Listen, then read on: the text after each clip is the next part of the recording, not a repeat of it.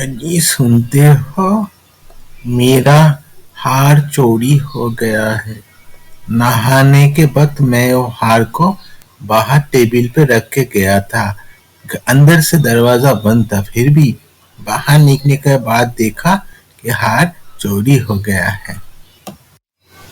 क्या बोल रहे हो? दरवाजा अंदर से बंद थी, फिर भी घर के अंदर से तुम्हारा हार चोरी हो गया? ये कैसे हो सकता है? ठीक है, मैं देखता हूँ। अभी मैं तुम्हारा कोई बंदोबस्त करता हूँ तुम्हारा हार को वापस लेने का। अभी मैं बंदोबस्त करता हूँ। सिकंदर साहब, इलाका के भी जितने भी चोरों चक्के हैं सबसे आप बात कीजिए, और जो जिसको जिसको आपको लगे अंदर कीजिए। आपका भाभी जी का हार चोरी हो गया है घर के अंदर से, तो आज ही उसको वापस करना है। हम उसका हार लेके नहीं घर वापस गए तो मैं मुंह दिखाने के लायक नहीं रहूंगा। Yes sir. मैं अभी इन दोनों को लेके इलाका के सब चोरों चक्कों को पूछता हूँ, सब चोरों चक्कर से पूछता हूँ, उन लोगों से पूछताछ करता हूँ किसने चोरी किया है, और जिस जिसको लगे लाके अंदर डाल देता हूँ। आप भी उन लोगों से पूछ लेना। अभी के बाद भी में हम लोग निकलते हैं। हे वीरू दादा, हमको पता है तू ही इस जगह का, इस मोहल्ले का, इस इलाका का सभी चोरों चक्कों का दादा है। हाँ, तुझे सब चोरी के बारे में पता होता है। अब ठीक से बता, बड़े बाबू की बीबी का हार किसने चुराया है? नहीं बताएगा ना, तुझे मैं यहीं पे ढेर कर दूंगा, और नहीं तो तेरे को बड़े बाबू के पास लेके जाऊंगा। इतना पीलेंगे ना तुझे, तुझे तेरी मम्मी की छट्टी की दूध याद आ जाएगी। नहीं नहीं साहब, नहीं नहीं, हम लोग पुलिस के घर में चोरी नहीं करते हैं। हम लोगों को चोर चक्के है, लेकिन हम लोगों का कुछ उसूल है।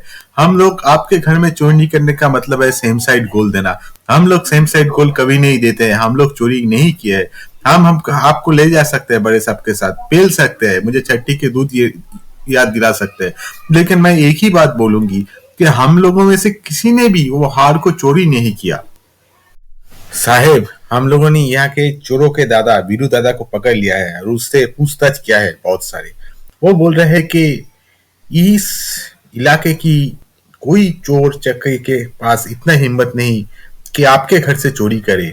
ये दूसरा किसी का काम है साहब। आप बोलते हैं तो उसको हम ले आ सकते हैं।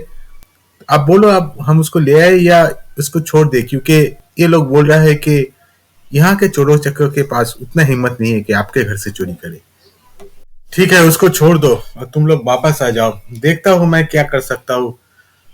बीरू दादा जब बोल रहे कि यहाँ के चोरों चक्कर ने चोरी नहीं किया, तो शायद यहाँ के चोरों चक्कर ने चोरी नहीं किया है। मुझे पता है, बीरू को मैं पहले भी 2-3 बार पकड़ा हुआ था। तुम लोगों को तो पता ही है तो उसको कितना पिला, तो उसको पता है मैं जब पेलता हूँ तो छट्टी के दूध याद दिला देता हूँ। लेकिन वो जब बोल रहा है तो छोड़ो उसको, वापस आओ। सोचता हूँ क्या कर सकते हैं हम लोग। अरे साले साहब, आपको देख कर तो मुझे बहुत खुशी हुई। साले साहब, आप आए। आपको तो आप तो भगवान की तरह है ना। आपको तो आप तो दिखाई नहीं देते। कितने बार आपको इनवाइट किया है, कितने बार बुलाया है, आप तो आता ही नहीं है। तो कैसे आना हुआ, थोड़े ये तो बताइए। हाँ, आज जीजा जी दीदी ने दोपहर को मुझको कॉल किया था, बोला कि मेरा हार खो गया है। तेरा जीजा जी मोहल्ले के सारे चोरों से पूछताछ कर रहा है, पता नहीं वो हार वापस ले आ पाएगा या नहीं। तो मैं तो आपकी तरह इतना बड़ा ऑफिसर नहीं हूँ, आपको तो पता ही है। मैं तो एक छोटा मोटा प्राइवेट डिटेक्टिव हूँ।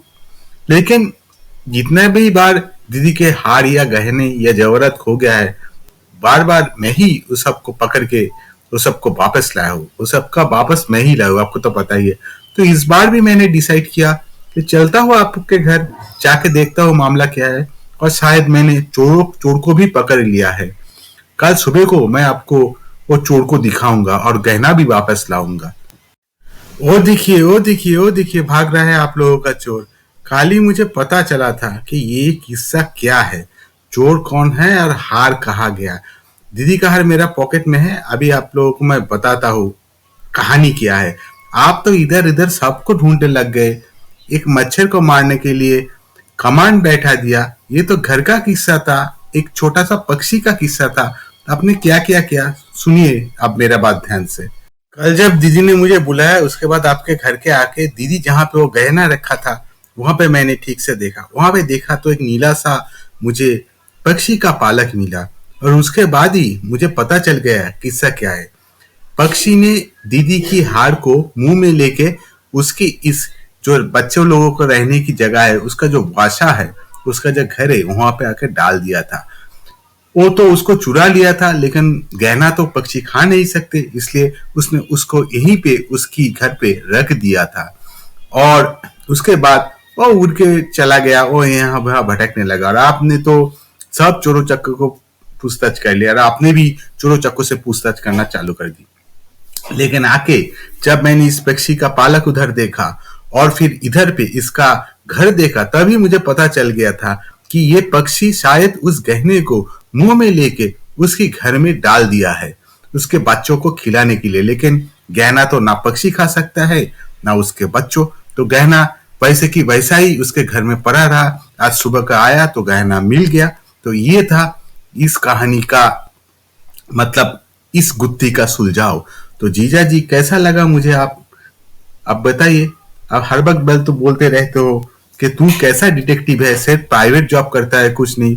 तो मेरा जॉब तो यही है, छोटे से काम को बड़ा मत करो, कॉम्प्लेक्स मत करो, जो सिंपल है उसको सिंपल ही रहने दो।